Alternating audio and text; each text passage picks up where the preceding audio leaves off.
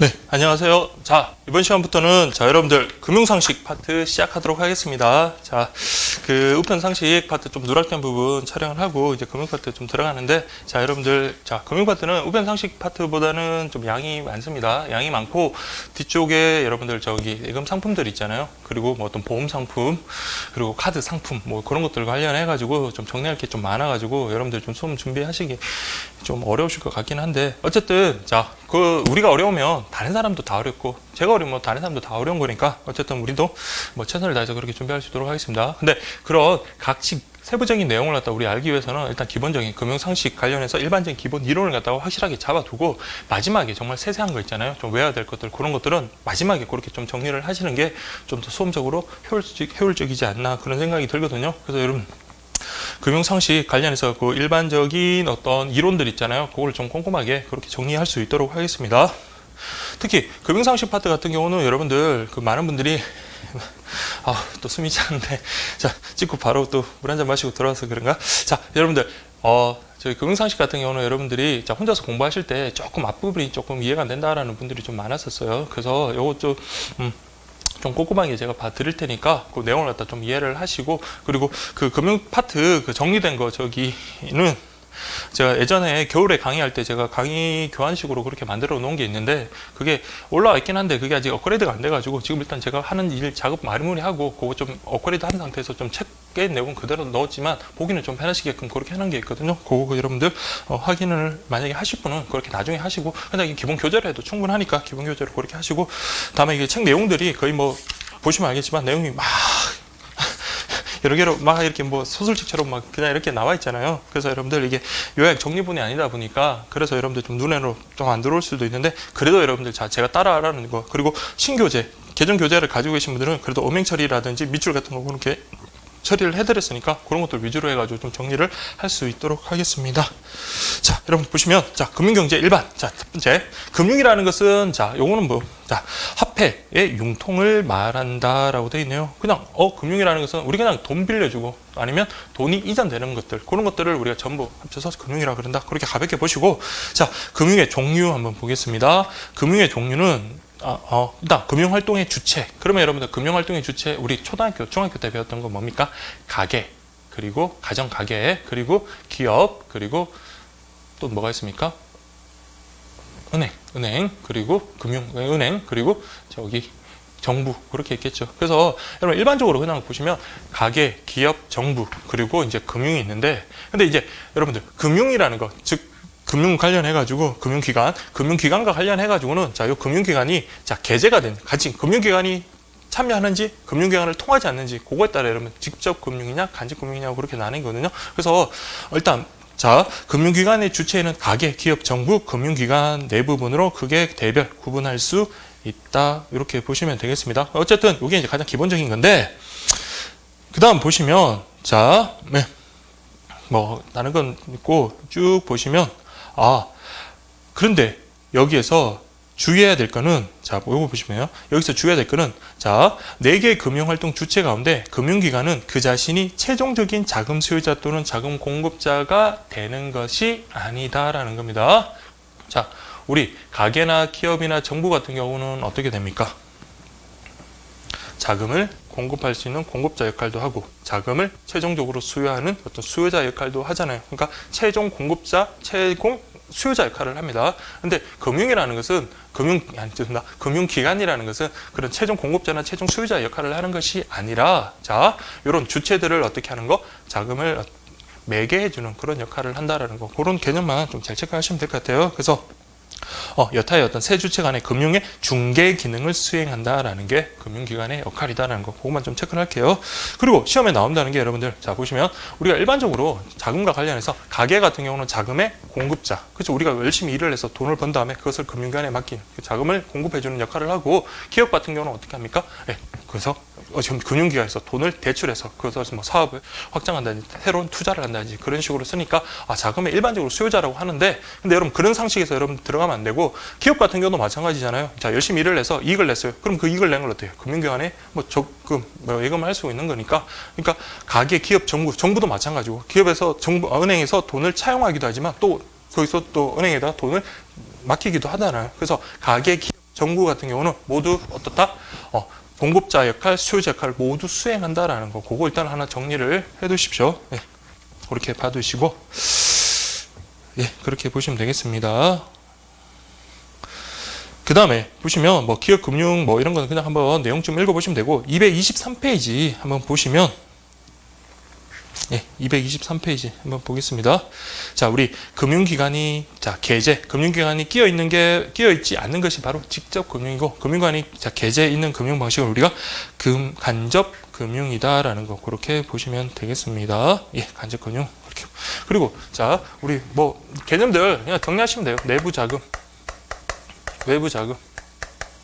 그냥 내부 자금이라는 건 뭡니까? 자, 기업에서의 내부 자금. 우리가 회사에서 이익을 내가지고 돈을 번 거 있잖아요. 그게 바로 내부 자금이잖아요. 그래서 기업에 있어서의 어떤 기업 내로부터 조달되는 자금을 우리가 내부 자금이라고 한다라는 거. 그러니까 기업 이익 난 걸 내부적으로 유보하는 경우나 아니면 뭐 고정 자산에 대한 어떤 감가, 상각, 충당금 같은 경우죠. 기업에 재산이 있을 거 아니에요. 뭐 공장이라든지 어떤 건물이 있다. 거기 나오는 그 이익들 있잖아요. 그런 것들을 보유하고 있는 그런 것들이 다 뭐다? 내부 자금이다. 외부 자금이라는 것은 뭐다? 기업 내에서 차용을 하는 게 아니라 외부에서 받아오는 거, 그런 것들 있습니다. 그래서 대표적인 게 여러분들 뭐 합니까? 우리 주주들을 모아가지고 주식, 아니면 뭐 돈을 빌리기 위해서 채권을 발행한대요. 그러니까 주식이라든지 채권 같은 경우 이게 가장 대표적인 외부 자금이다라는 거, 그렇게 보시면 되고, 자, 내부 자금하고 외부 자금 뭐 장단점. 내부 자금은 물론 많으면 많을수록 좋겠죠. 그러니까 근데 내부 자금이 원래 가장 바람직하고, 그러니까 돈을 빌리는 거는 여러분들 바람직한 거는 아닐 수 있지만, 근데 뭐다? 규모의 경제. 그러니까 내부 자금이 아무리 돈이 많아봤자 여러분들 이익을 해봤자 어때요? 그 한계가 있잖아요. 그래서 뭐다? 외부에서 자금을 차용해서 적극적인 어떤 투자를 할 수가 있는 건데, 아무래도 외부 자금을 많이 차용하다 보면 어때요? 부채 상환 같은 그런 것들에 어려움이 있을 수 있다는 거. 자, 이거는 뭐 상식적인 거니까 그렇게 좀 구분하시면 되겠습니다. 그래서 교재에 보시면, 자, 내부 자금은, 자, 페이지 223페이지 보시면, 내부 자금은 기업 내로부터 조달되는 자금으로 기업 이익의 내부 유보, 그리고 고정 자산에 대한 감가, 상각, 충당금이 포함되는데, 내부 자금은, 자, 외부 자금부터 코스트, 자, 비용이 코스트가 낮고 상환할 필요가 없기 때문에 가장 바람직한 자금 조달 형태로 간주되고 있지만, 근데 극히 비신축적이며 규모에 한계가 있다. 자, 비신축적. 많은 것을 우리가 돈을 갖다가 이게 많은 것을 갑자기 이렇게 끌어오거나 이렇게 할 수는 없는 거잖아요. 그래서 비신축적이며 규모에 한계가 있다.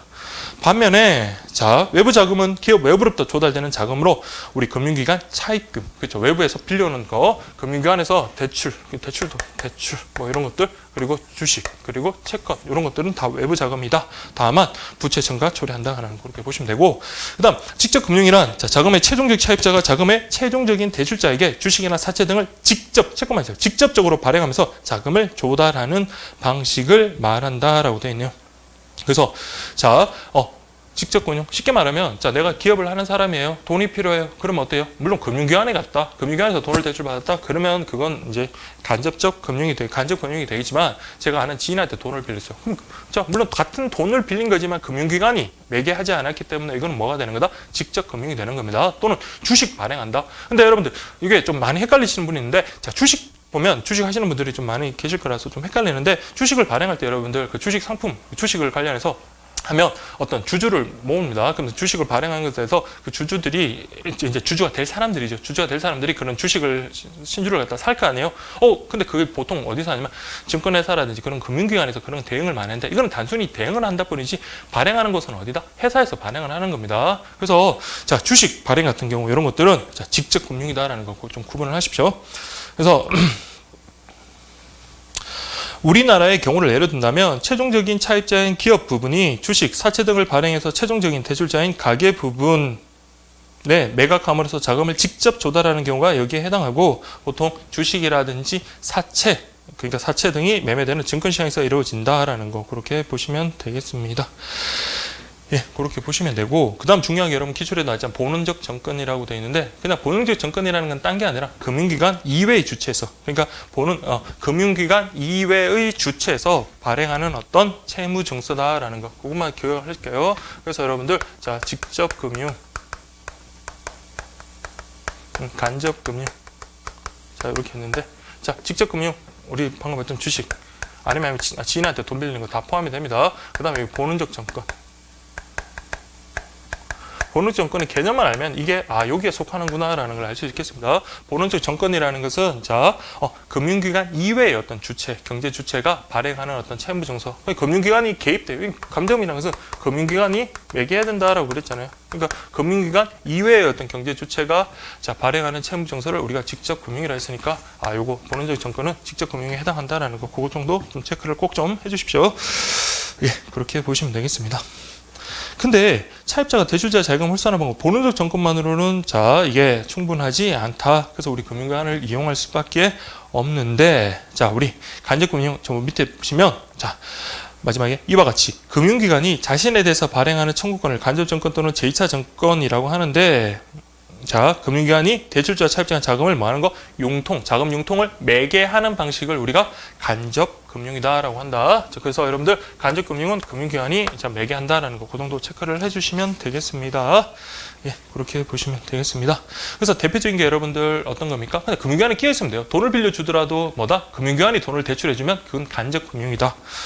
다음에 사채 같은 경우도 마찬가지. 기업에서의 어떤 채권을 갖다 금융기관이 사주면 그것도 마찬가지로 간접금융이다. 그렇게 보시면 되겠습니다. 예, 그렇게 보시면 되고, 마지막 거는 좀 체크를 해둘게요. 이와 같이 금융중개기관이 금융자산의 종류를 다양함으로써 차입자의 금융자산, 즉 본원적 정권 발행의 한계 비용을 인하하고 대출자가 부여하는 금융자산의 한계 비용을 높여 저축과 투자를 활발하게 해서 자금을 체크할게요. 자금의 보다 효율적인 배분을 달성하게 해준다라는 거, 즉 간접금융. 아무래도 여러분들 뭡니까? 금융기관, 이런 금융 파트 이쪽에서는 전문가들이잖아요. 그리고 얘네들의 매개를 통해 가지고 자금이 한쪽으로 쏠리는 거라. 그 자금이 적절하게 필요한 곳으로 이렇게 효율적으로 어떻게 해줍니까? 분배를 해준다. 그래서 간접금융을 통해서 자본의 어떤 자금의 효율적인 배분이 가능하다라는 거, 그렇게 보시면 되겠습니다. 자본의 효율적인 배분.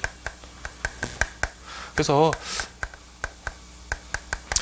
책의 내용은 많지만 여러분들 저 정도 보시고 그냥 요 정도는 이제 시험용으로 이렇게 보시면 됩니다. 본원적 정권 직접금융, 자본의 효율적 배분이 가능하다는 게 간접금융이다라는 거, 그렇게 좀 이게 가장 중요하니까 그렇게 보시면 됩니다. 그렇게 보시고 그다음 여러분 보실 게 금융시장입니다. 금융시장이란 자금 공급자와 자금 수요자 간의 어떤 금융거래가 조직적으로 이루어지는 장소를 말한다. 그래서 이런 것들 특정한 지역이나 어떤 건물 등의 구체적 공간뿐만 아니라 추상적인 공간도 포함을 하는데, 우리 금융거래가 이루어지기 위해서는 금융거래가 어떤 그것을 매개하는 수단이 필요할 거 아니에요. 그래서 금융거래가 이렇게 이루어지기 위한 어떤 수단이 되는 걸 우리가 금융상품이라고 한다라는 거, 그냥 개념 정도만 좀 체크를 하시면 돼요. 그래서 이를 매개하는 수단을 우리가 금융상품. 대표적인 게 이런 예금, 그 다음에 어음, 채권, 이런 것들은 자금이 이동하기 위한 그런 어떤 하나는 매개하는 어떤 수단이 될 수 있는 거잖아요. 그래서 채권을 서로 사고 주고 받고 하면서 이제 자금이 이렇게 이동을 하는 거고, 예금, 정서, 그런 것들을 가지고 자금이 이동하는 거니까 그렇게 이해를 하시면 되겠습니다. 그 다음 이제 보실 게, 한편 금융거래는 자금 공급자로부터 수요자로 자금 이동하는 형태에 따라서 우리가 직접 금융거래와 간접 금융거래로 나눈다. 직접 금융거래는 자금 수용자가 자기 명의로 발행한 증권을 공급자에게 자금을 직접 하는 거고, 우리 또 나오네요. 간접 금융 같은 경우는 은행들 같은 금융기관에 통해서 우리가 자금 공급자에게서 수요자로 어떻게 자금이 이동하는 거다. 그렇게 보시면 됩니다. 이걸 체크할게요. 아까 직접 금융수단으로선 주식, 채권. 이거 보면 주식, 그다음 채권, 그렇죠. 주식, 채권. 이게 바로 직접 금융이고, 간접은 뭡니까? 은행이 개재되니까 예금이라든지 아니면 우리가 보는 무슨 대출 같은 거네. 은행에서 대출하는 겁니다. 이런 것들은 바로 간접 금융거래다라는 거, 그렇게 보시면 되겠습니다. 그래서 직접 금융거래, 간접 금융거래, 그렇게 보시면 되겠고요. 네, 거기 보면 금융시장과 자금 흐름이라고 되어 있는데, 그냥 요거 여러분들 금융기관이 개재되어 있다? 그러면 간접금융이고, 간접금융시장이고, 금융기관이 매개하지 않는다? 직접 금융시장이다. 그렇게 좀 봐두시면 되겠습니다. 그래서 직접 금융거래라는 것은 정의 내리면 어떻게 합니까? 금융기관이 매개하지 않고 직접 자금을 조달하는 경우, 금융기관을 통해서 자금이 이전되는 경우는 뭐다? 간접 금융거래다. 그렇게 보시면 되겠습니다. 그 다음 여러분 보셔야 될 게, 금융시장의 기능인데, 이거는 모의고사라든지 그런 거 출제를 하면서, 출제할 게 없어요. 출제할 건 없는데, 근데 여러분들 그냥 큰 기능에 큰 글씨 있잖아요. 그거 하나 좀 보시고, 그리고 여러분 마지막에 보시면 시장 규율 기능이라든지 그런 것들 개념만 좀 보시면 될 것 같거든요. 근데 그건 좀 중요할 것 같아요. 시장 규율 기능은. 일단 한번 볼게요. 자, 처음 보시면, 자, 금융시장은, 자, 금융시장의 자원 배분 기능이라고 되어 있네요. 금융시장. 아까 말씀드렸지만, 자, 이 간접금융에 대해서 자원의 효율적인 배분을 한다라고 그랬잖아요. 그래서 어떤 적재조소에 필요한 자금을 이렇게 분산, 배정함으로써 자금의 효율적인 배분이 가능하게 한다. 그게 자금의 효율적인 배분 기능이다. 그렇게 보시면 되겠습니다. 다음 두 번째 보시면, 금융시장은 소비 주체인 가계 부분에 적절한 어떤 자산 운영 및 차입 기회를 제공해서 가계가 자신의 시간, 선호에 맞게 소비자를 선택할 수 있도록 어쨌든 소비자한테 어떤 도움을 준다라는 거. 그래서 소비자의 효용을 증진시키는 기능을 한다. 그렇게 보시면 되고, 그 다음 위험 분산 기능이 있네요. 자, 위험 분산 기능 내용은 안 어렵죠. 그러니까 어느 한 곳에 계란을 한 바구니에 담지 말라고. 자, 어때요?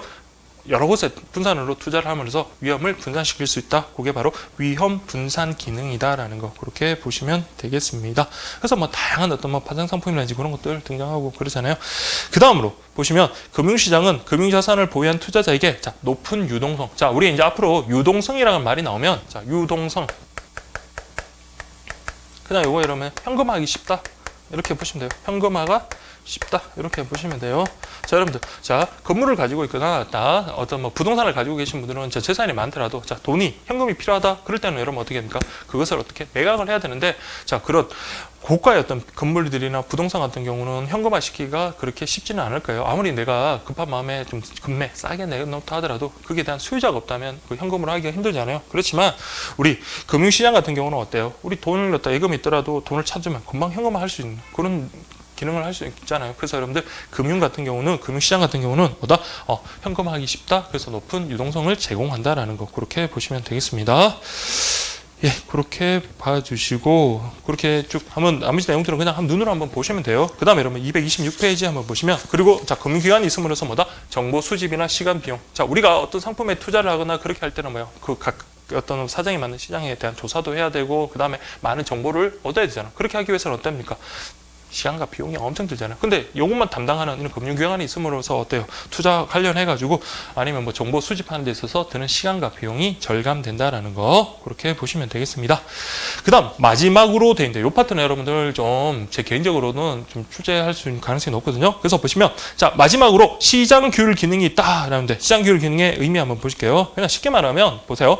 시장 규율이란 차입자의 건전성을 제거하기 위해서 시장 참가자가 당일 차입자가 발행한 주식 또는 채권 가격 등의 어떤 시장 신호를 활용해서 감시 기능을 수행하는 것을 말한다라고 되어 있네요. 자, 요 예까지 중요합니다. 그래서 보시면 다시 한번 볼게요. 차입자의 건전성을 제거하기 위해서 시장 참가자가 당일 차입자가 발행한 주식, 채권 가격의 시장 신호를 활용해서 감시 기능을 수행한다라고 되어 있는데 그냥 여러분 이렇게 보시면 돼요. 예를 든 것도 마찬가지긴 하지만 자, A라는 기업과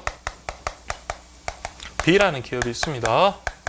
B라는 기업이 있습니다. 저 요즘에 그 조선 관련해서 많이 어렵다고들 하잖아요. 조선 관련해서 어렵다고 하는데, 자, 어려운 이게 조선 그 회사라고 할게요. 해운, 뭐 조선 쪽 회사인데, 자, A가 되게 우량한 회사예요. 우량한 회사인데, 자, A가 B기업을 갖다가 만약에 인수를 한다라고 했습니다. 근데 A기업이 B기업을, 자, 이런 조선 회사라든지 해운 회사를 인수했을 때, 자, A에서 지금 담당하고 있는 어떤 그 품목, 상품들이 요거 시너지 효과, 그러니까 뭐 어떤 물건을 만들어서 판매하기 되게 좋은 활로를 개척할 수 있는 그런 좋은 뭐 운송 수단이다라고 했을 때 이게 시너지 효과를 이룬다면 어떻게 될까요? 그럼 딱 합병 계획이 있다 그러면 어떻게 됩니까? 자, 주식이 엄청 왜 이거 A기업의 가치가 더 높아지겠지만 오히려 이런 B기업을 인수하는 것이 오히려 뭐다? 부실 기업을 떠맡고 그 다음에 A기업의 어떤 우량성이 더욱더 퇴보하는 그런 정도가 있다라고 하면 주식이 어떻게 됩니까? 그 가치가 하락할 겁니다. 그래서 이거는 누가 시키는 게 아니라 그냥 시장에서 그렇게 판단하고 투자자들이 그렇게 판단을 하는 거예요. 그래서 그렇게 어떤 시장의 어떤 신호 이런 것들을 통해 가지고 이거 이러면 B기업을 사는 것은 좋지 않구나라는 것들, 그런 것들을 경고하는 그런 기능을 하는 겁니다. 그래서 여러분들 보시면 예를 들어 어떤 기업이 신규 사업을 영위하기 위해서 인수합병 계획을 발표했는데 시장 참가자들이 그러한 계획이 당해 기업의 재무 건전성을 악화시킬 것으로 본다면 어떻게 했다? 주식이나 회사채 가격이 즉각 하락하게 돼서 그래서 뭡니까? 이런 시장 참가자들이 인수합병에 대해서 부정적인 시간을 갖게 된다. 그래서 뭡니까? 그러면 뭡니까? 이거 무리하게 하진 않을 수 있겠죠. 이게 시장에서 이런 식으로 판단을 하구나. 물론 이제 뚝심 있게 그런 거 무시하고 그냥 인수할 수도 있겠지만 이런 경고를 갖다가 무시하지 않고 그렇구나. 그러면 여기 인수하고 하는 것을 합병하는 것에 대해서 다시 한번 재고해 봐야겠다라는 식의 어떤 생각을 가질 겁니다. 그게 바로 이런 시장 규율 기능이다라는 거. 그래서 금융시장의 기능 관련 다음 중 정말 단순한 문제. 다음 중 금융시장의 기능이 아닌 것은 1번 높은 유동성 제공, 2번 시장 규율 기능, 3번 위험 분산 기능 이런 거 나오면 그건 진짜 여러분들 웬만큼 다 맞출 수 있을 것 같아요. 근데 어떤 사례 사항 같은 거 나누고 아까 우리 기업의 인수 합병 이런 거 나오면 위험 분산 기능 그리고 시장 규율 기능 이런 것들 나오면 좀 순간 헷갈릴 수가 있거든요. 다음 사례에서 나오는 금융시장 기능은 1번 2번 3번 이렇게 나왔을 때 헷갈릴 수 있으니까 이런 내용들 보고 나머지 거는 쉬운데 그냥 위험 분산이랑 저는 그랬습니다. 여러분들은 금방 체크하겠지만 시장 규율 기능이다라는 거 그렇게 좀 체크를 해주시면 되겠습니다. 자, 그 다음에 여러분 보실게 금융시장의 유형인데요. 금융시장 유형은 일단 개념부터 알아야 돼요. 그러니까 단기 시장, 즉 단기 금융시장이냐 아니면 장기 금융시장이냐. 장기 금융시장을 다른 말로 자본시장이라고 하거든요. 그래서 먼저 개념은 단기 금융시장이라는 것은 만기가 1년 이내, 장기는 만기가 1년 이상이거나 아예 만기가 없는 경우 그렇게 보시면 되겠습니다. 이게 제가 교재에도 이렇게 정리를 해놨나요? 교재는 안 해놨군요. 이렇게 보시면 장기 일단 개인적인 여러분들 요거는 좀 정리를 하셔서 그렇게 보시면 되고 아무튼 요게 보시면 단기는 만기가 1년 이내, 요거는 만기가 1년 이상이다. 요거는 만기 없는 경우다. 그렇게 보시면 되고 단기 그렇게 좀 구분하시면 되겠습니다. 그래서 단기 금융시장. 그럼 단기 금융시장은 여러분들 아무래도 여러분들 그 기한 만기가 짧기 때문에 어떤 위험도라든지 그런 거 가격 등락폭이 그 기간 동안을 봤을 때는 그렇게 가격 등락폭이 그렇게 크지는 않을 겁니다. 다만 어떤 일시적인 자금 수급의 불균형을 조정할 수 있다라는 거. 일시적인 자금 불수. 일시적 자금. 일단 이렇게만 쓸게요. 나중에 문제 그 해설이라든지 아니면 모의고사라든지 그런 거 관련해서는 제가 표로 정리하는 거 다 실어놨었거든요. 그리고 다른 분들 그때 부탁하신 그때 교환 그것도 수정본만 그러니까 상품 다 빼버리고 그냥 요 이론 파트 좀 정리해가지고 그때 한번 올려드릴 테니까 어쨌든 여러분들 나름 그렇게 정리를 하시면 될 것 같습니다. 근데 아까 말씀드렸지만 요거는 단기 만기가 짧기 때문에 아무리 떨어져도 여러분들 어때요? 1년 이내이기 때문에 자본 손실의 위험이 작다라는 거예요. 자본 손실 글씨 좀 이해하십시오. 위험이 작다. 그럼 반대로 장기 같은 거 이걸 만약 한 5년 동안 묶어놓으면 5년 사이에 무슨 일이 일어날지도 모르는 거잖아요. 그러면 자본 손실의 위험이 크다라는 거. 그렇게 보시면 되겠습니다. 그래서 여러분들 이제 앞으로 우리 상품 같은 거, 금융 상품 같은 거 볼 때 단기 상품이냐, 장기 상품이냐 그런 것들 보는데 단기 상품이 가장 대표적인 게 CD, 양도성, 예금 증서, 그리고 콜 시장 그런 것들은 꼭 좀 체크를 해주셔야 됩니다. 그래서 기업 어음 시장이라든지 양도성, 예금 증서 시장이라든지 콜 시장 이런 것들 그런 것들은 그다음에 RP 그리고 판매 조건부 채권 매매 시장 이런 것들은 다 단기 시장이다라는 거 그렇게 보시면 되겠습니다. 그렇게 보시고 단기 시장은 그런 것들 예를 보시고 여기는 채권 그다음 주식 이런 것들은 장기 시장이다. 그렇게 보시면 됩니다. 그래서 일단 대충 이렇게 정리를 하고 교재를 한번 보도록 하겠습니다. 1번 단기 금융시장. 단기 금융시장은 보통 만기 1년 이내. 그 다음 자본은 다른 말로 장기입니다. 만기 1년 이상 채권 또는 만기가 없는 주식이 거래되는 시장을 의미한다. 그래서 만기 1년 이상의 채권이나 그리고 만기가 없는 주식 그런 경우다. 그렇게 보시면 되고 단기 금융시장은 일시적인 자금 수급의 어떤 불균형을 조절하기 위한 거고 그리고 아까 말씀드린 콜 시장, 양도성 예금 증서 그 다음에 어떤 기업 어음 시장 그 다음에 판매 조건부 채권 매매 시장 이런 것들 다 단기. 근데 자본시장 같은 경우는 장기 자금을 조달하는 시장으로서 주식하고 채권 시장. 채권 같은 경우는 나라에서 발행하는 국채, 지방자치단체에서 발행하는 지방채, 회사에서 발행하는 회사채 이런 것들 다 채권이죠. 그래서 주식, 채권 이게 바로 장기 금융시장이다라는 거 그렇게 보시면 되고. 그러면 단기 금융시장과 자본시장에서 거래되는 금융상품의 특징을 살펴보면 단기 금융상품은 만기가 짧기 때문에 금리 변동에 대한 자본 손실의 위험은 줄다. 그렇지만 장기 금융시장은 자본 손실의 위험은 크다라고 그렇게 정리를 해 두시면 되겠고요.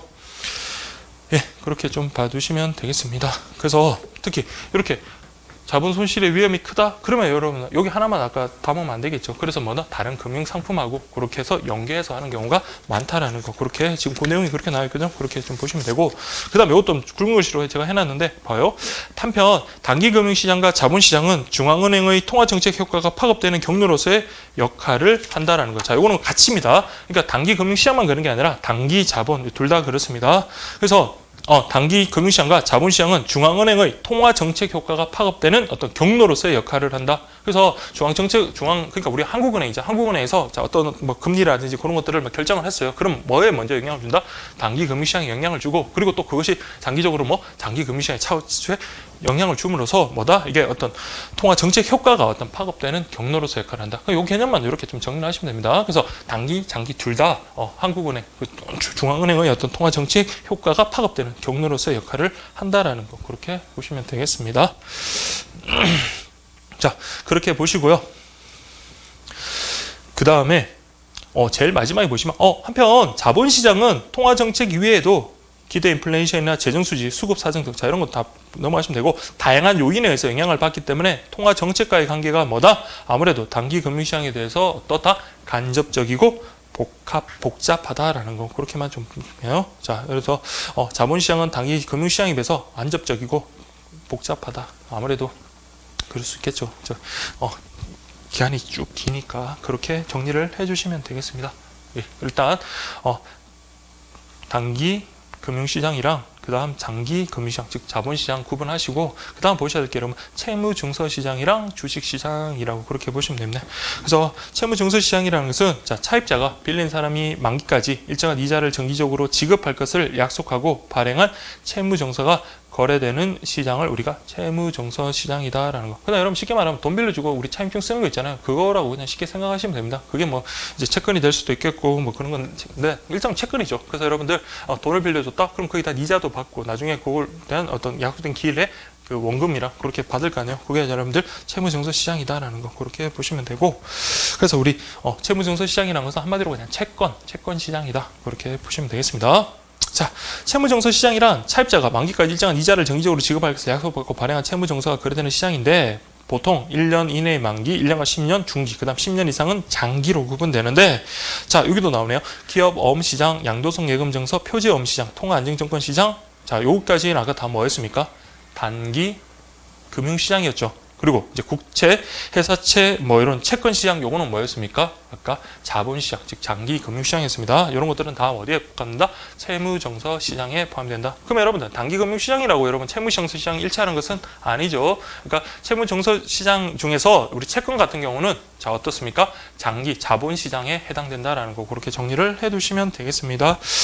예, 그렇게 좀 보시면 되고. 그 다음에 여러분 주식시장이라는 거는 뭐 주식 사고 거래하고 파는 거, 그리고 또 뭐 주식을 발행했을 때 어떤 자본이 또 유입되고 하는 그런 전체를 통틀어서 우리가 주식시장이라고 하는데, 자, 채무증서와 달리 주식으로 조달된 자금에 대해서는 뭐가 없다? 원리금 상환 의무가 없다라는 거. 여러분들, 자, 기업 쪽에서 돈을 갖다가 우리 뭐 채권을 발행하든지 아니면 돈을 뭐 차입을 해서 빌렸어요. 그럼 나중에 어때요? 그 채무증서 소지자한테 뭘 줘야 됩니까? 돈을 갚아줘야 되잖아요. 근데 주식 가진 사람한테 주주라고 주식을 들고 왔어요. 야, 난 니네 회사 주식 가지고 주식 뭐 만주 가지고 있어, 돈 달라? 아닙니다. 그러면 그 사람은 그럼 그 회사에 투자를 해서 뭘 했습니까? 그렇죠. 배당금, 이익 배당금을 받든지 아니면 그것을 현금화 시키기 위해서는 어떻게 합니까? 주식을 회사에다가 그 자금을 달라고 청구하는 것이 아니라 어떤 사람 제3자에게, 그렇죠. 주식시장에서 그것을 내다 팔고 돈을 현금화 시키면 되는 거잖아요. 그래서 회사 자체에게는 그 어떤 돈을 달라라거나 어떤 원리금 상환 의무, 상환 청구권도 없고, 그 다음 반대로 회사 쪽에서는 원리금 상환 의무도 없다라는 거, 그렇게 정리를 하시면 되겠습니다. 대신 주주는 뭐 한다? 주식 소유자로서 기업 순이익에 대해서 뭐 해라? 배당 청구권. 그래서 여러분들 우리 뉴스 같은 데 보면 우리 그 오너들이 너무나 많은 이익 배당금 챙긴다라는 그런 말이 있잖아요. 그래서 여러분들 그게 이제 뭐 주주의 이익을 위한 것도 있지만, 그래도 여러분 대주주, 그러니까 우리 그 재벌분들이 아무래도 그 보유하고 있는 주식이 많다 보니까 그 배당했을 때 보면 엄청 많은 그 배당금을 가지고 갑니다. 그래서 주식의 특징은 뭐다? 원리금 상환 의무 그건 없지만 뭘 할 수 있다? 의결권, 주주로서의 지위를 나타내는 의결권이 있고, 그리고 또 뭐가 있다? 배당 청구권이 있다. 그렇게 뭐 요거는 뭐 그렇게 중요한 건 아니고 어쨌든 그렇게 기본적인 내용을 그렇게 이해를 하시면 됩니다. 자, 그다음 우리나라 주식 시장에는 자, 유가 증권 시장, 코스닥 시장, 프리보드 등이 있다라는 거 그렇게 보시면 되는데, 자, 프리보드라는 거, 자, 우리 유가증권이나 코스닥 요거는 뭐 주식시장이라는 건 뭐 다 아시겠고, 자, 프리보드 같은 경우 요거는 좀 체크를 하십시오. 프리보드 같은 경우는 어디에 포함된다? 채무증서 시장이 아니라 주식시장이다라는 거. 그냥 프리보드라는 것은 뭐 상장 안 된 그 회사들의 어떤 주식거든요. 그걸 갖다가 거래하는 거다. 그렇게 보시면 됩니다. 그래서 프리보드라는 것은 주식시장에 해당된다. 그렇게 이해를 하시면 되겠습니다. 자, 채무증서와 주식의 가장 큰 차이는, 자, 동증권의 발행 기업이 청산할 경우 채무증서 소유자는 우선 변제권을 행사할 수 있는 반면에 주주는 자녀들에서 지분권을 행사할 수 있다라는 점이다. 따라서 주식은 채권보다 기업 부도 발생에 대한 위험이 더 크다라고 그렇게 되어 있네요. 자, 그냥 여러분들 기회하시면 돼요. 자, 주식, 채권, 채무증서 시장, 채무증서, 채권이라고 그렇게 보시고, 그 다음에 주식시장, 채무증서 시장. 자, 이거는 주식 뭐 이렇게 보시면 되겠습니다. 자, 그냥 이렇게 그냥 보시지, 그냥 이렇게 이해를 그냥 가볍게 하시면 될 것 같아요. 자, 보시면, 자, 채무증서 소유자 같은 경우, 자, 이게 말장난으로 나올 수 있거든요. 자, 이거 보면 얘는 뭘 가지고 있다? 우선 변제권. 자, 얘는 지분권 또는 의결권. 자, 그러니까 자녀 재산. 자, 그렇게 좀 보시면 되겠습니다. 그냥 여러분들, 자, 우선 변제권이라는 거는, 자, 우선 변제권. 자, 이거 보시면 A 기업이 자, 채권을 발행했습니다. 그래서 B, C, D, E 같은 막 채권자들이 있습니다. 그럼 채무증서, 우리 채권을 가지고 있는 사람은, 자, A 기업에 대해서 뭘 할 수 있다? 돈을 달라라고 할 수 있습니다. 돈을 달라라고 하는 게 여러분들 그냥 우선 변제권 그렇게 보시면 되고, 우선 변제권이라는 것은, 자, 다른 쪽보다, 다른 사람보다 멀리 내가 제일 먼저 받아야 된다. 그건 아니에요. 그게 혹시 내가 제일 먼저 받아야 된다라고 하는 것은 최우선 변제권이라는데, 그 정도는 인정되지 않고, B, C, D, E. 자, 이게 만약에, 자, A가 뭐 도산을 하거나 그렇게 했을 때는 어때요? 얘도 채권자이기 때문에 얘들은 동등하게 합니다. 나중에 자산 가치가 4억이다? 그럼 뭡니까? 뭐, 우리 가액의 비율에 따라서 뭐, 물론 똑같은 채권이라면 뭐 이런 식으로 그냥 같이 참여해가지고, 뭐다? 변제를 받을 수 있는 권리를 준다는 게 바로 채무증서 채권이다. 그렇게 보시면 되고, 자, 주식시장 같은 경우는, 자, 이거, 그러니까 내가 주식을 아무리 가지고 있다도 회사에 대해서, 자, 이것도 마찬가지 B-, C-, D-, E-. 자, 이거는 주주라고 할게요. 주주 같은 경우는 여러분들, 자, A 기업에 대해서 뭐 돈 달라, 이거 원리금 달라 할 수 없다라고 그랬잖아요. 근데 A 같은 경우, 자, 이 경우에는 이 사람들 그냥 그거 할 수 있어요. 그냥 A 기업에서, 자, 이번에 이사회 결정한다. 아니 어떤 사업에 투자한다. 그럼 주주총회 하잖아요. 그럼 이 사람들, 자, 주식의 숫자만큼 발언을 할 수 있고, 그런 의결권이 있습니다. 그 결정을 할 수 있는 권한이 있고, 그 다음에 여기 보시면 지분권이 있다라고 했잖아요. 그러니까 만약에, 자, 이게 지분권이 있다는 것은 이것을 운영할 수 있는 권한, 그런 것들이 있다는 거지. 자, 내가 주식을 가지고 있다 해서 그것을 갖다가 변제해달라, 돈 달라고 할 수 있는 거는 아닙니다. 그럼 회사가 망했어요. 회사가 망했다면, 자, 그러면 안 되지만 A 기업이 망했다. 그러면 여러분들, 이 사람들은 그래도 뭐예요? 정말 너무 쫄딱 망해서 돈이 없으면 이 사람들도 돈 받기가 힘들겠지만, 그래도 회사가 망하더라도 여러분 그런 자산들이 있을 거 아니에요? 그럼 거기에 대해서 뭐다? 우선 변제권 행사해서 뭐, 자, 그 공장을 팔든 하여튼 기계를 팔든 그런 걸 통해서 돈을 회수를 할 수 있습니다. 근데 주주 같은 경우는 어떻겠습니까? 회사가 다 도산을 해버렸어요. 근데 이 사람들은 그냥 거기에 대해서 의결할 수 있는 지분, 그러니까 지분, 그것만 있지, 그 재산에서 내가 뭐 가지고 갈 수 있는 그런 권한이 있는 건 아니잖아요. 그렇기 때문에, 자, 회사가 도산했을 때는 누가? 이 주식 이쪽 가진 분이 더 위험이 크다라는 그런 말입니다. 네, 그렇게 보시면 되겠습니다. 그래서, 자, 가장 큰 차이가 동정권의 발행 기업이 청산이란 말은 회사가 정리 단계에 들어갔다라고 그렇게 보시면 됩니다. 회사 같은 경우는, 자, 원래 처음에 이제 회사가 설립되면 설립 신고를 하잖아요. 그리고 뭐 조직도 갖추고 그렇게 일을 하다가 그게 이제 해산되기 전에 이제 청산이라는 것은, 자, 받을 돈은 회사가 정리하면서 이제 사라지기 직전에 받을 돈은 받고 줄 돈은 주고, 이제 그리고 난 다음 마지막으로 뭐 합니까?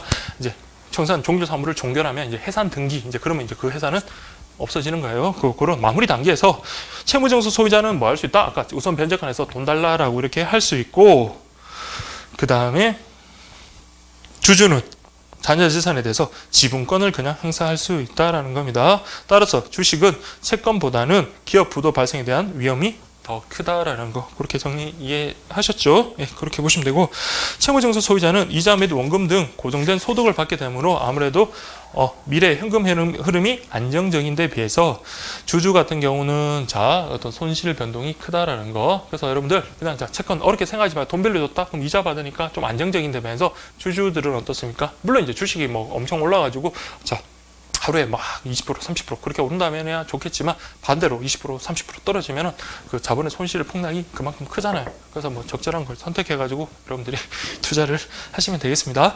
자 어쨌든 간에 뭐 그렇게 이해를 하시면 돼요. 그래서 채무증서 채권 그리고 주식 요거 비교를 해가지고 그렇게 좀 정리를 하시면 됩니다. 근데 자 요런 채무증서 시장과 주식시장에 이런 특징이 있는데 두 개 이 녀석들은 약간 복합적인 그런 성격이 있습니다. 그래서 보시면 자, 그 암기 안 하셔도 됩니다. 이거는 우선주, 그 다음에 전환사채. 자, 우선주. 이 개념이 시험에 나올 수 있습니다. 우선주라는 것은 우선 변제권이 있는 주식이라고 보시면 돼요. 주식이라는 것은 우선 변제권이 없고 뭐가 있다 했습니까? 지분, 의결권이 있잖아요. 근데 우선주라는 거는 자, 우선 변제권은 있는데 대신 뭐가 없다? 의결권이 없는 걸 우리가 우선주라고 합니다. 예, 그렇게 보시면 그래서 이때 보시면 우선주는 의결권이 없으면 그 대신 이익 배대나 자녀 재산 분배 시 뭐다? 보통주에 비해서 뭐가 해야 된다? 우선권이 인정이 된다라는 거. 그게 그래서 이런 녀석은 좀 양쪽의 어떤 복합적인 성격을 가지고 있다. 그렇게 보시면 되고 그다음 전환사채 같은 경우 자 전환사채라고 그렇게 되어 있네요. 그래서 역시 사채니까 일종의 그냥 채권이에요. 채권이지만 어떤 일정한 요건을 갖추면 뭘로 전환이 되어버린다? 주식으로 전환되기 때문에 그래서 우선주하고 전환사채 같은 경우는 두 개 채무증서 시장과 주식시장의 양쪽의 어떤 복합적인 성격을 갖고 있다. 그렇게 보시면 되겠습니다. 예, 그렇게 보면 되겠고요. 그래서 말장난으로 여러분들 좀 바꿀 수가 있거든요. 여러분 나 공부했는데 시험에 틀릴 수 있다라는 거 했을 때 자, 그래서 여러분들 이것만 외우시면 안 됩니다. 그래서 저도 이런 문제를 하나 냈었는데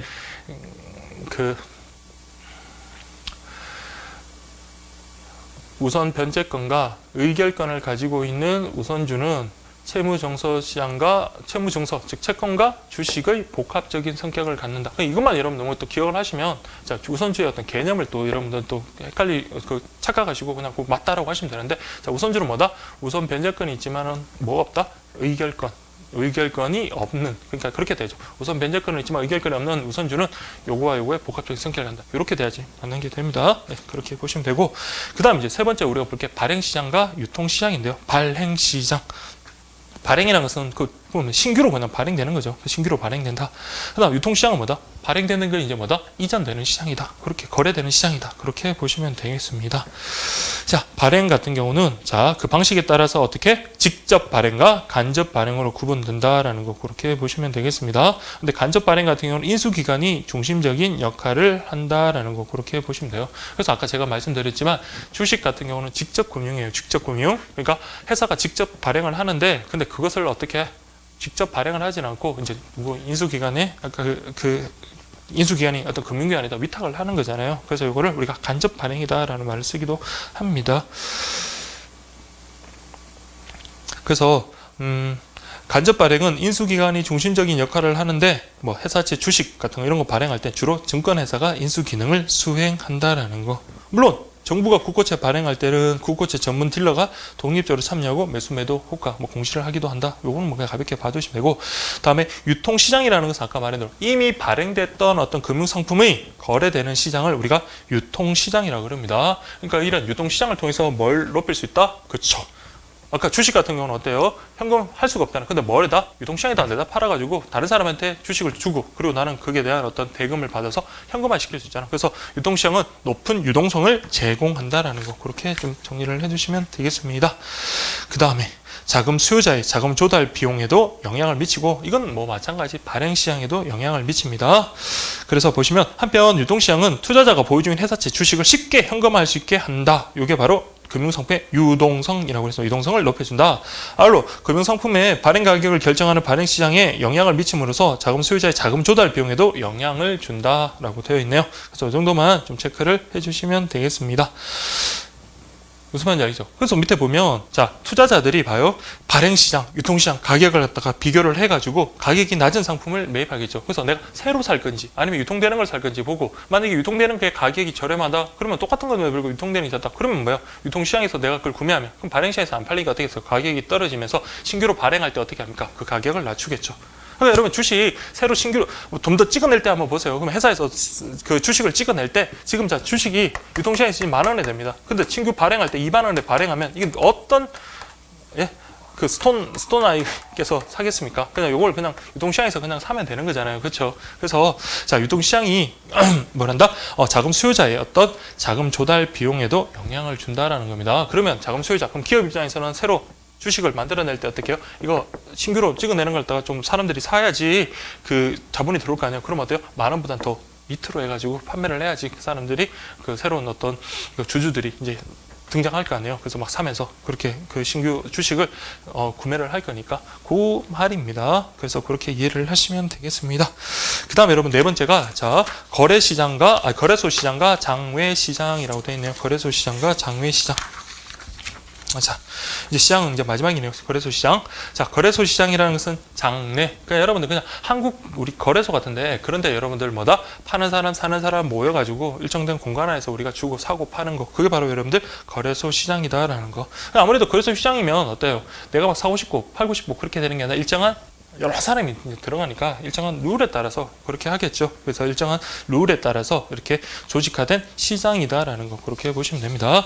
그래서 거래소 시장이라는 것은 시장 참가자의 특정 금융 상품에 대한 매수, 매도 주문에 따라서 사고 팔고 하는 그런 주문에 따라서 거래소에서 집중되도록 한 다음 이를 어떤 표준화된 규칙에 따라서 조직화된 시장이다. 그래서 장내 시장이라고도 한다라는 거 그렇게 보시면 되겠습니다.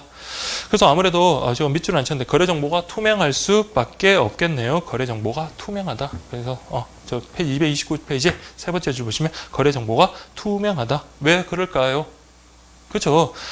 거래소에 어떤 집중된 매수, 매도, 주문에 따라서 이렇게 사고 팔기 때문에 이게 거래 정보는 투명할 수밖에 없다. 그게 장내잖아요. 장내니까 거래소 시장에서는 투명할 수밖에 없다라는 거. 그래서 대표적인 거래 시장이 한국 거래소가 있으며 이런 증권회사 있는 사람들이 회원으로 그냥 가입을 하는 겁니다. 가입을 해서 이렇게 거래를 하고 있다라는 거. 그럼 반대로 장외 시장이라는 것은 거래소 시장 외에서 우리가 사고 파는 것을 우리가 장외 시장이라고 그렇게 하겠네요. 자, 우리 장외 시장은 크게 직접 거래 시장과 딜러, 브로커 등이 거래를 하는 어떤 점두 시장이 있다라고 되어 있는데, 자, 여러분 그냥 점두 시장, 요거는 뭐다? 거래소 시장이 아니라 장외 시장이다. 그렇게 보시면 되고, 장외에서도 두 가지 있잖아요. 그래서 여러분 거래소에서 아닌 밖에서 1대1로 만났다? 그럼 직접 거래를 하는 거고, 밖에서 만났는데 1대1이 아닌 누가 브로커라든지 딜러라든지 그런 게 매입됐다? 그게 바로 점두 시장. 그것도 마찬가지 장외 시장이 된다. 그 말입니다. 그렇게 이해를 하시면 되겠습니다. 근데 중요한 거는 오히려 이게 중요하죠. 말장난에 속으면 안 됩니다. 쭉 보시면, 자, 우리 장외 시장은 자, 밑줄 쳐 있는데 거래 정보의 투명성이나 거래 상대방의 익명성이 낮다라고 되어 있네요. 아까 우리 장내 시장, 거래소 시장 같은 경우는 거래 정보의 투명성이 높다라고 그랬죠. 그리고 여기서는 익명성이 낮을까요? 높을까요? 자, 이 개념은 여러분들 특히 아까 먼저 개념은 여러분들 아시니까 거래소 시장과 우리 장외 시장 거래 정보 투명성 높고 거래 정보 투명성이 낮다. 그다음 익명성이라는 것은 누가 누군지 모른다는 거죠. 거래소 시장이면 여러분들 자 우리 그냥 주식 그냥 사고 팔 때 그거 한번 생각을 해보시죠. 주식 서로 사고 팔 때 누가 내 거 사는지 알아요? 몰라요. 저 주식을 얼마에 가격에 올려놓으면 그 가격에 사가는 사람이 누군지 모르겠습니다. 그래서 익명성이 높은 겁니다. 높다. 근데 장외 시장 같은 경우는 뭐예요? 직접 만나서 사니까 그러니까 누가 누군지 알잖아요. 그게 바로 익명성이 어떻게 됩니까? 낮다라는 거. 그래서 요거는 여러분들 잘 아시는데 요 말장난에서 여러분 속으면 안 됩니다. 그래서 거래소 시장 같은 경우는 익명성이 자 높은 반면에 자 장외시장 같은 경우는 익명성이 낮다라는 거 그렇게 좀 봐두시면 되겠습니다. 그리고 우리나라 경우 채권은 대부분 장외시장에서 거래가 되고 그 다음에 뭐 콜 아까 뭐 이런 것들 그런 파생 금융상품도 대부분 장외시장에서 거래된다. 이 정도는 좀 체크를 해두십시오. 그래서 채권 같은 경우 대부분 장외시장에서 거래되고 마지막에 파생 금융상품도 대부분 장외시장에서 거래된다라는 거 그렇게 정리를 해두시면 되겠습니다. 자, 그 다음에 보셔야 될 게, 자, 우리나라 금융시장의 구조라고 되어 있네요. 자, 우리 그림 1-2에서 보는 것 같이 전통적 의미의 금융시장과 외환시장 그리고 파생 금융상품시장으로 크게 구분해 볼 수 있는데, 전통적 금융시장 같은 경우는 다시 거래되는 금융자산의 만기에 따라 단기, 장기로 구분된다.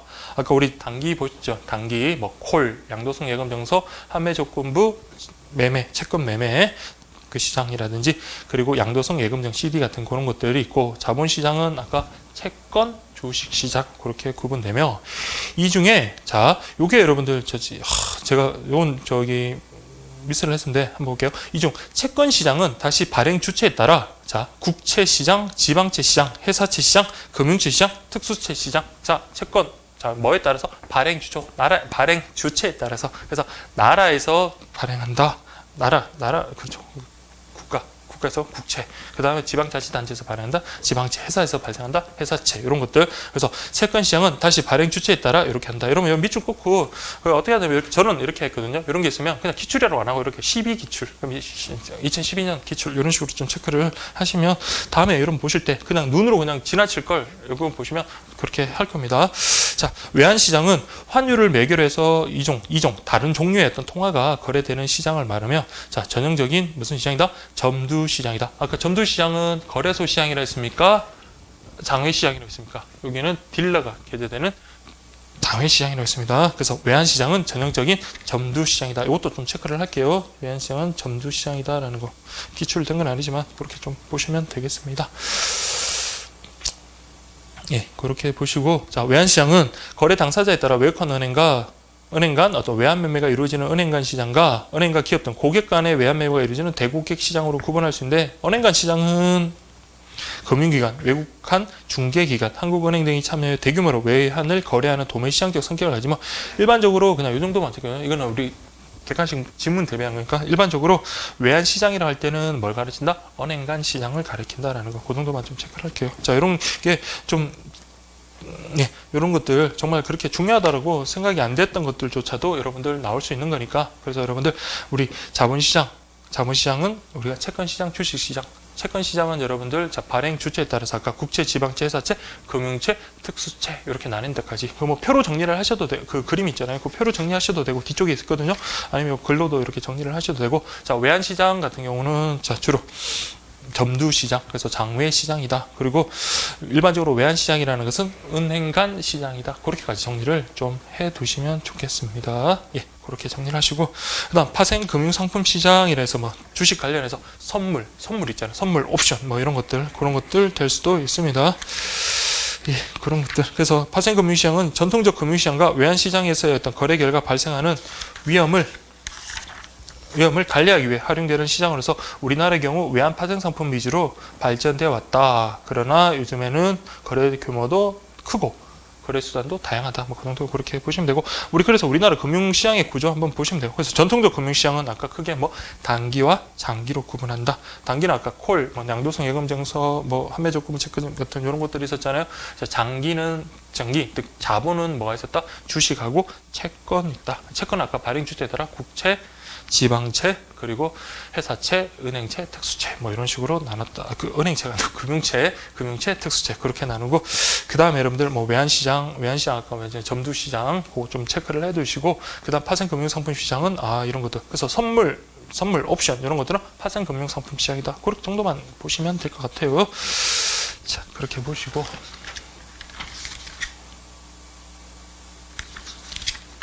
그 그 다음에 여러분 금리. 금리는 여러분들 자 어려운 건 아닌데 또 기출될 수도 있으니까 금리라는 것은 뭡니까? 돈을 빌려 쓴 것에 대한 대가가 우리 바로 금리라고 그러죠. 그래서 일정한 기간 동안 돈을 빌려 썼다. 그러면 그게 대한 어떤 돈, 원금과 그 다음에 어떤 기간에 따른 어떤 가치를 지불해 주는 거. 그게 바로 여러분들 금리다라고 되어 있네요. 그럼 금리라는 것은 여러분들 또 마찬가지예요. 우리가 우리 자본주의 시장에서 우리 가격이랑 시장 가격이랑은 어떻게 결정이 됩니까? 그렇죠. 수요와 공급의 원리에 따라 그렇죠. 그러니까 파는 사람이 많다 그러면 가격은 다운될 거고 사는 사람이 많다. 자, 공급은 제한되어 있는데 사는 사람이 많고 그럼 더 비싼 돈을 주고서라도 살려고 할 거 아니에요. 그래서 시장의 어떤 공급, 수요의 원리에 따라서 금리도 결정이 된다는 게 가장 기본입니다. 예, 그렇게 일단 뭐 그거는 뭐 여러분들 어려운 게 아니고 다만 이제 보시는 게 자 우리 교재에 지금 뭐 정리라고 해서 했던데 그 내용을 적어 놓은 걸 그대로 해놓은 거거든요. 한번 보시면 되겠습니다.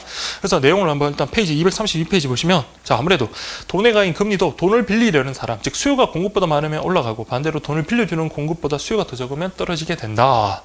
자금의 수요는 주로 생산활동을 기업의 투자에 의해서 좌우되는데 자 우리 기업 입장에서 한번 볼게요. 자 경기 전망이 좋다. 경기 전망이 좋으면 뭐 할까요? 투자를 늘려야 되겠죠. 투자를 늘리려고 할 겁니다. 그럼 투자를 늘리려고 하면 어때서 돈을 갖다 많이 끌어와야 돼요. 돈을 많이 끌어온다는 건 뭐예요? 돈을 많이 쓴다라는 거잖아요.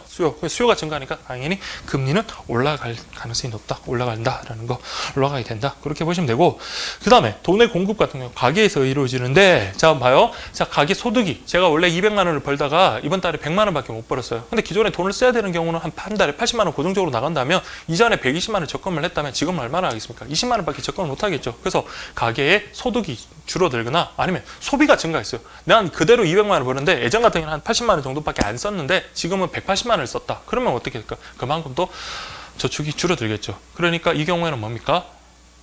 은행이 저금하는 양이 적으니까 자금의 어떤 공급이 줄어들어. 자본의 공급이 줄어드니까 뭐다? 금리는 더 올라간다. 그 말입니다. 그렇게 보시면 되겠습니다.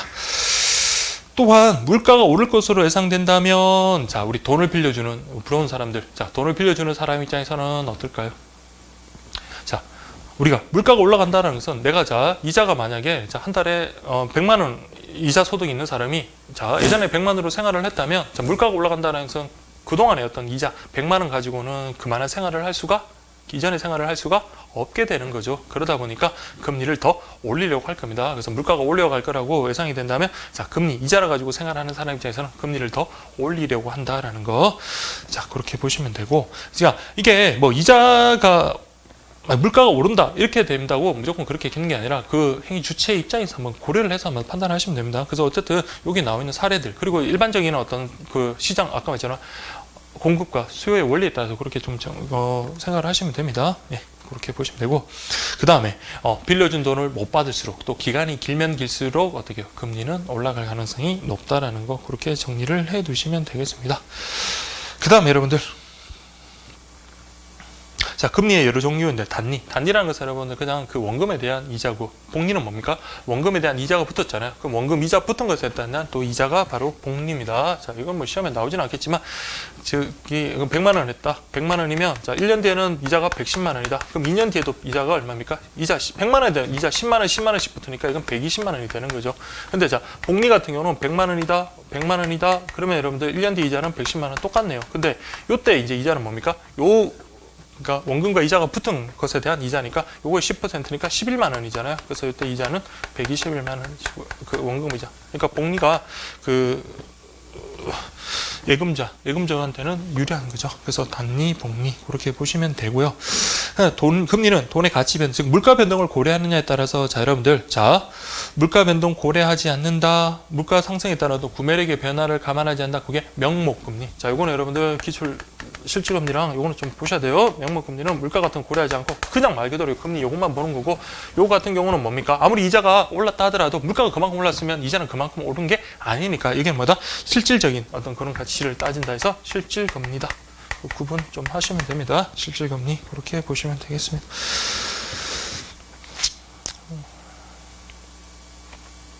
그래서 우리가 돈을 빌려줄 때는 보통 명목금리로 이자를 계산하지만 실제로 기업이 투자를 하거나 개인이 예금을 하려고 할 때 실질금리가 얼마인가를 관심을 갖게 될 수밖에 없겠죠. 물가가 엄청 상승하는데 지금 제가 막 그 장기적으로 예금을 갖다가 계약을 했을 때 금리가 지금은 높을 수 있을지 모르겠지만 물가가 그만큼 오른다면 그 금리가 고정금리로 계속 간다면 나중에 실질적인 이자의 가치는 줄어들 거 있잖아요. 그러니까 여러분들 이런 거 실질 금리를 잘 고려해가지고 즉 물가 상승률 그런 것들을 잘 고려해가지고 해야 된다라는 거 그렇게 보시면 되겠습니다. 그래서 실질 금리라는 것은 뭐다? 명목 금리. 이게 물가 상승률이 아예 없다. 그러면 이거는 똑같겠죠. 그래서 실질 금리라는 것은 자 뭐다? 명목 금리에다가 그 물가 상승률을 감안해야 되니까 명목 금리에다가 물가 상승률을 자 빼준 거 이것도 그냥 한번 체크를 해둘게요. 자 이게 실질금리다라는 거 그렇게 보시면 되겠습니다. 다음에 표면금리는 겉으로 나타난 금리, 실효금리는 실제로 우리가 받는 금리. 그래서 만약에 우리가 이렇게 놨다 그럼 실제로 받는 건 121만 원이니까 이자는 얼마 받겠습니까? 21만 원 받는 거잖아요. 근데 자 우리 이게 표면 걸리고 표면 금리고 실질 금리라는 것은 여기에서 우리가 뭐 세기금이라든지 그런 거 다 뺐을 때 실제로 우리가 수령하는 거 그게 바로 실효금리다라는 거. 그래서 실질 금리가 아니라 실효금리라는 거 구분 반드시 좀 하십시오. 예, 그렇게 좀 보시면 되겠습니다. 예, 그렇게 좀 보시고 그 다음에 수익률, 할인율 뭐 이런 것들 나오는데 자 수익률이라는 걸 여러분들 보시면 됩니다. 자 이거 아까 제가 100만 원 자 원금에다가 자 이자 소득이 얼마입니까? 여기까지 볼게요. 10만 원 이자 소득이다. 그럼 제가 수익이라는 것은 내가 투자한 비용망에다가 또 벌어들인 거 그거에 어떤 퍼센트지를 갖다가 한 거니까 내가 투자한 게 100만 원이다. 근데 이자가 10만 원이다. 자 우리 퍼센트지라니까 100을 곱해주는 거. 그렇게 해서 이거 10%. 그러니까 뭡니까? 자 100만 원을 자 투자를 해가지고 10만 원의 소득을 얻었다. 이자 소득을 얻었다. 그럼 수익률은 10%다. 그게 바로 여러분들 수익률 그렇게 보시면 되겠습니다. 그 다음에 여러분들 할인율이라고 있는데 자 채권 같은 경우 예금이고 채권 같은 경우는 자 이렇게 보시면 됩니다.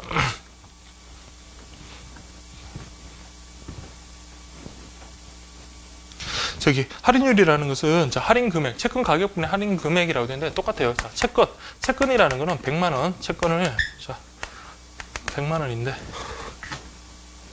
자 채권이 100만 원 만기가 되면 여러분들 만약에 100만 원 채권 가격이 100만 원이라고 할게요. 100만 원인데 자 이게 전전 유통되면서 어떤 사람이 현금이 필요해가지고 만기까지 기다릴 수가 없으니까 다른 사람한테 90만 원에 넘겨줬습니다. 90만 원에 그러면 저는 돈에 자금 만약에 여유가 있다면 자 이걸 갖다가 이 채권을 90만 원에 구매를 하고 난 다음에 만기까지 기다려가지고 100만 원을 채권 가격 100만 원을 받는다면 저는 뭐야 이득이 되잖아요. 그래서 제가 90만 원에 구매를 했습니다. 그래서 채권 같은 경우 할인율, 수익률 자 그냥 구분하시면 돼요. 지금 여기서는 100만 원짜리 채권을 얼마에 팔은 거예요? 90만 원에 팔았기 때문에 10만 원을 할인했다라는 그런 의미잖아요. 10만 원을 할인했다. 그럼 10만 원을 할인했으면 어떻게 되는 거예요? 자 채권 가격은 얼마다? 100만 원이고 자 할인된 가격은 얼마다? 10만 원이다. 그럼 뭐 10%씩 하면 이거 얼마입니까? 10%. 그래서 자 이 채권 100만 원짜리가 90만 원에 팔렸다. 그럼 이것의 할인율은 자 이게 10%다. 그렇게 보시면 되고 근데 요 수익률은 좀 달라집니다. 수익률이라는 것은 내가 투자한 돈에 대해서 벌어들인 소득이잖아. 제가 투자한 돈은 얼마입니까? 100만 원 투자한 게 아니라 90만 원을 투자를 한 거잖아요. 그래서 채권의 수익률 내가 얼마 투자했습니까? 90만 원 투자했어요. 근데 얼마만큼 벌었습니까? 나중에 10만 원만큼 벌었습니다. 역시 100 곱하시면 그럼 이거 얼마입니까? 9분의 100 요거 되면 10 나누기 9하면 1 11 11.111 해가지고 뭐 순환점 이렇게 찐다면 이렇게 되겠네요. 약 11% 정도 수익률이 되겠네요. 그래서 제가 100만 원 투자해서 1년 동안 은행에 저축해서 그 10만 원에 이자를 얻었다. 그때는 아까 얼마라고 했습니까? 10%의 수익률이 있었다면 자 제가 90만 원 주고 채권을 산 다음에 나중에 100만 원을 받았다. 그럼 수익률이 얼마입니까? 90만 원분의 10만 원 곱하기 100 해서 뭐 11.1%. 그게 큰 차이는 아니지만 그래도 이게 다를 수 있다라는. 그래서 채권 같은 경우 할인율과 수익률 자 우리 이런 동일한 사례에서도 할인율과 수익률은 다를 수 있다라는 거. 그거만 여러분들 좀 이해를 해주시면 되겠습니다. 그 다음에 콜금리라고 콜금리는 그냥 여러분들 그냥 금융기관 사이에서 단기 자금 거래 이루어지는 금리다 그렇게 보시면 됩니다. 더 깊이 들어가실 건 없고 그냥 금융기관들 우리들은 상관없어요. 금융기관들 지네들 사이에 돈 주고받고 할 때 그 금리 단기 자금 거래할 때 금리다. 그게 바로 콜금리다. 그렇게 보시면 되고 이제 중요한 게 자 채권의 수익률 같은 경우는 채권의 가격의 변동과 반대 방향으로 움직인다. 채권의 가격이 오르면 수익률은 떨어지고 자 여러분들 쉽게 생각하시면 자 채권의 가격이 이게 70만 원이다. 채권의 가격이 만약에 70만 원으로 떨어졌다. 그러면 여러분들 제가 이거 구매하고 난 다음에 얼마를 30만 원은 벌 수가 있다. 수익이 30만 원이 된다. 근데 채권의 가격이 오히려 요거보다 올랐다. 90만 원 됐다 그러면 제가 얼마? 10만큼의 수익을 얻을 수 있잖아요. 그래서 채권 가격이 떨어지면 떨어질수록 수익률은 더 높아지고 채권의 가격이 오르면 오를수록 나의 수익률은 더 떨어진다라는 거, 반대 방향 움직인다는 거, 그렇게 보시면 됩니다. 그래서 채권의 수익률은 채권의 가격과 반대로 움직인다. 그래서 채권의 가격이 오르면 오를수록 채권 수익률은 떨어지고 채권의 가격이 떨어지면 떨어질수록 채권의 수익률은 올라진다라는 거, 그렇게 이해를 하시면 되겠습니다. 그 다음에 자, 이거 다 해드려야 되는데, 자, 보시면, 자, 금융기관 관련해가지고, 자, 이거는 여러분들 꼭 정리를 하셔야 됩니다. 자, 크게 6개로 크게 구분할 수 있습니다. 금융기관 분류. 자, 은행. 자, 은행은 여러분 크게 일반은행, 특수은행. 자, 일반은행은 우리가 아는 신한은행, 금융은행, 국민은행 뭐 이런 것들 보시면 되고, 자, 특수은행이라는 것은 어떤 특수한 목적을 달성하기 위해서 어떤 별도의 특별법을 만들어서 그런 특수한 목적을 달성하기 위해서 설립한 건데, 근데 이거는 일반 은행과 업무는 똑같습니다. 대표적인 게 여러분 IBK 중소기업은행이라든지 지금은 좀 산업은행 뭐 이런 것들, 그래서 농협 종합중앙회. 그래서 여러분들 특수은행은 요게 그냥 일반적인 은행에 속한다라는 거, 그렇게 좀 봐두시면 되겠습니다. 그래서 특수은행은 은행법이 아닌 개별적인 특별법에 의해서 설립돼서 은행 업무 핵심적으로 취급하고 있다. 여기에는 아까 했지만 한국산업은행, 수출입은행, 중소기업은행, 그리고 농업협동조합중앙회, 농업협동조합중앙회, 수산업협동조합중앙회, 이런 것들이 바로 은행. 은행에는 일반은행, 특수은행. 일반은행은 우리가 아는 신한은행, 금융은행, 계속 금융이네요. 국민은행이고, 특수은행 같은 경우는 자, 농협, 수협, 그 다음에 IBK, 그 다음 수출입은행, 이런 것들이 들어간다. 그렇게 좀 보시면 되고, 그다음 두 번째, 여러분, 비은행. 은행은 아니지만 뭘 하겠다? 예금을 취급하는 기관이다. 그래서 비은행 예금 취급기관은 은행과 유사한 어떤 수신 업무, 주고받고 돈을 주고받는 그런 주요 업무를 취급을 하고 있지만 뭐다? 제한적인 목적으로 설립됐기 때문에 자금 조달 및 운용 등에서는 은행과는 다른 어떤 규제를 받는 금융기관이다. 그래서 이거 제가 지급 결제 기능을 제공하지 않거나 아니면 제한되어 있다. 그렇게 보시면 되고, 자, 이런 은행들이 여러분들 보시면 우리 뭐 새마을금고, 뭐 협동조합, 신용협동조합 이런 것들입니다. 그래서 여러분 여기는 상호저축은행, 그다음에 새마을금고, 신용협동조합, 상호금융 같은 신용협동기구고 종합금융회사, 그다음에 중요하죠 우체국, 이렇게 구분하시면 되겠습니다. 이게 비은행 예금 취급기관. 세 번째, 보험회사 같은 경우는 그냥 보험, 뭐 생명, 사람의 신체를 대상으로 하는 수 있고, 다음에 대물, 그리고 뭐 무슨 화재보험 이런 것들 있잖아요. 그래서 보험회사는 자, 보험자 들어가면 되고, 그 다음에 여러분들 우체국하고 공제기관이 여러분 보험회사다라는 거 그렇게 기억을 하시고, 증권 관련 기관은 당연히 증권회사들, 자산운용회사들 이런 것들 되겠습니다. 투자 자문회사 이런 것들 구분 여러분 반드시 하셔야 됩니다. 그리고 특히 주시하니까 기타 금융기관과 금융보조기관 반드시 구분하셔야 돼요. 그래서 기타 금융기관은 자, 요런 것들 앞에서 일간 그룹에 속하는 금융기관 업무로 분류하기 어렵다. 그 대표적인 게 여러분 리스 회사, 우리 리스 회사 어떤 의미냐? 리스 회사라든지 신용카드, 할부금융회사 이런 것들이고, 벤처 캐피탈 회사 같은 것들이 바로 기타 금융기관, 신탁회사도 마찬가지입니다. 금융보조기관이라는 것은 이런 금융 업무를 직접적으로 한다기보다는 뭐다? 이런 은행, 금융기관들이 잘 일을 수행할 수 있도록 어떤 환경을 조성해주고 그리고 감시 역할을 하는 그런 기관입니다. 그래서 우리가 소위 말하는 시내 직장들이라고 하는 안정된 고객들이 다 금융보조기관이죠. 그래서 금융거래에 직접 참여하기보다 제도의 원활한 작동에 필요한 여건을 제공하는 것을 주된 업무로 하는데, 금융감독원, 그리고 예금보험공사, 금융결제원 등 이런 것들을 우리가 금융보조기관이라고 한다.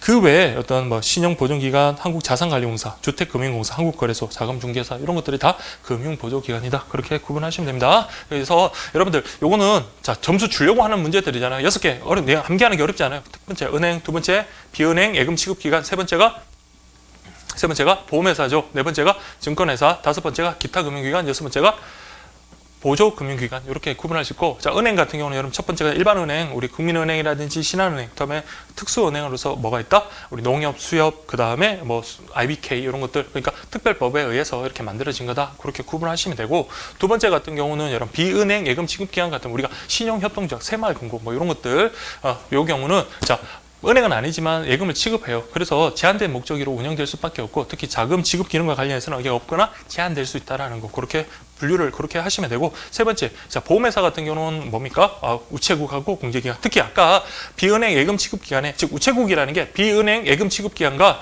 그리고 보험회사 쪽에 들어간다라는 거, 그거 반드시 좀 체크를 해두시고, 보험회사는 여러분 각종 보험회사들이랑 공제기관 그리고 우체국 그렇게 구분하시면 됩니다. 예, 그렇게 보시면 되고, 증권 관련된 사람, 뭐 주식, 뭐 증권회사들 그런 것들, 뭐 파생상품 다루는 것도 마찬가지 증권회사에 들어가고, 증권회사는 뭐 그렇게 어렵지 않고, 다섯 번째는 기타 금융기관. 기타 금융기관에서는 여기에 들어가기는 힘들어요. 그렇지만은 자 분류를 한다면 뭐 캐피탈 회사라든지 뭐 할부 금융회사라든지 그런 것들 다 여기 이제 기타 금융기관이고, 기타 금융기관과 구분해야 될 게 보조 금융기관이라고 있습니다. 보조 금융기관의 것은 자 금융거래에 직접 참여하기보다는 그런 환경을 조성해 주는 거, 우리가 소위 말하는 신의 우리 공기업들, 신의 직장이라고 불리는 것들을 했습니다. 금감원이라든지 예금보험공사 뭐 이런 식의 그런 것들 다 여기 금융보조기관에 들어간다라는 거. 그래서 관련되는 것부터 구분 6가지 하시고 관련되는 예시들 반드시 좀 체크를 해두시기 바랍니다. 그 다음에 여러분들 보실게 우체국 예금인데, 자 우체국 예금은 자 보면 뭐 그렇게 어려운 건 없습니다. 어려운 건 없는데, 자 당연히 우리가 예금 업무보다도 뭐부터 먼저 했을까요? 최신 업무부터 먼저 할게요. 그래서 여러분들 제일 마지막에 보시면 자 1905년 7월 우편 저금 실시한 이후에 최신 업무의 부대 업무로 운영되다가, 무슨 말이죠? 순서 안 바뀌도록 조심합니다. 최신 업무를 주로 하다가 이제 예금 업무가 뭐다? 최신 업무의 부대 업무로 하다가 이제 이렇게 쭉 발전돼 왔다라는 거 그렇게 보시면 되고, 제가 요 진하게 음영 처리해둔 거 그 정도 여러분 확인하시면 됩니다. 업무 내용 그렇게 확인하시고, 특히 예금의 자 이거 누가 예체국 예금 같은 경우는 좀 체크를 하시겠네요. 예체국 예금은 이런 것들은 누가 정하도록? 미래창조가구 장관이 예금 가입 대상 금리 같은 거 정하도록 하고 있다. 미래창조가구 장관입니다. 미래창조가구 장관 정하도록 하고, 그 다음에 이거는 어디서? 예금의 원금과 이자는 전액 국가가 보장한다라고 그렇게 보시면 되겠습니다. 그리고 기출 문제에 이런 게 나왔던데, 자 이게 뭐 예금자 보호법이었나요? 그것에 의해서 뭐 우체국 예금이랑 뭐 보험이 이게 보호된다라고 돼 있는데, 자 이거는 저 뒤쪽에 보면 우편법. 우체국 예금보험법에 의해서 이렇게 조문되어 있거든요. 국가가 지급을 책임진다라고 그렇게 돼 있으니까 그것까지 그런 게 있던데, 그걸 한번 기출이니까 그렇게 한번 생각을 한번 해보십시오. 그래서 여러분들 어쨌든 우리 교재 나는 거 원금뿐만 아니라 이자까지 국가가 전액 지급을 보장하고 기출에는 그게 나왔었습니다. 그 예금자 보호법에 따라서 우체국 예금과 보험이 보호된다 그렇게 썼나요? 근데 그게 아니라 우체국 예금 보험법에 따라서 뭐 예금자들이 보험된다 뭐 그렇게 됐던 것 같은데, 어쨌든 그렇게 한번 기출 한번 확인을 해보시고, 그 다음에 우체국 예금 이외에 우체국에서 취급하는 금융 관련 업무로는 우체국 보험 우편함이 있다. 우편한이란 우편 대체 정도 개념을 보시면 됩니다. 우편함이라는 것은 뭐다? 온라인 또는 정세 이동에 의한 송금 수단인데, 그냥 온라인망에 설치 안 됐다. 이때는 뭐다? 우편한으로 해가지고 그냥 어차피 이렇게 돈을 갖다 직접 배달해 주는 옛날 그런 개념이라고 보시면 되고, 우편 대체라는 것은 자 뭐다? 우편 대체 계좌를 이용해서 우리가 뭐 공과금이나 그런 거 내는 경우 그게 바로 우편 대체 계좌다 그렇게 보시면 되겠습니다. 그리고 우체국 금융의 특이사항 관련해서 자 우리 우체국 같은 경우는 자 어떤 영리화를 추구하는 어떤 민간 기업이 아니잖아요. 그러다 보니까 금융 소외 지역에 대한 보편적인 금융 서비스 그러니까 이게 뭐 수익성이 안 좋더라도 자 금융 소비자들 이런 사람들을 위해서도 자 우체국이 그렇게 발벗고 나선다라는 거. 그래서 어떤 보편적 금융 서비스 제공해주고 있다 그렇게 보시면 되고, 그다음 민간 금융기관과 업무 제휴를 통해서 금융 서비스의 어떤 격차를 해소시키고 있다 그렇게 보시면 되고, 그다음 국영금융기관으로서 그렇죠 공적인 역할을 수행한다라고 그렇게 되어 있네요. 그래서 뭐 수익금 같은 것도 많은 뭐 어려운 분들 나눠주기도 하고, 아까처럼 뭐 영리화를 추구하는 것이 아니라 좀 뭐 불편한 사람들을 위해서 어떤 그 뭐 우체국 예금 같은 거 우체국을 설치한다든지 그런 상품들을 많이 내놓는다든지, 어쨌든 우체국의 금융의 어떤 특이사항이라고 해봤자 여러분들 그냥 공적인 역할을 수행하는구나 그런 정도만 정리를 해두시면 되겠습니다. 예, 그렇게 보시면 일단 금융의 일반이고, 그 다음에 이제 예금 의무 일반 사항과 관련해 가지고 그거는 여러분들 다음 시간에 그렇게 할 수 있도록 하겠습니다.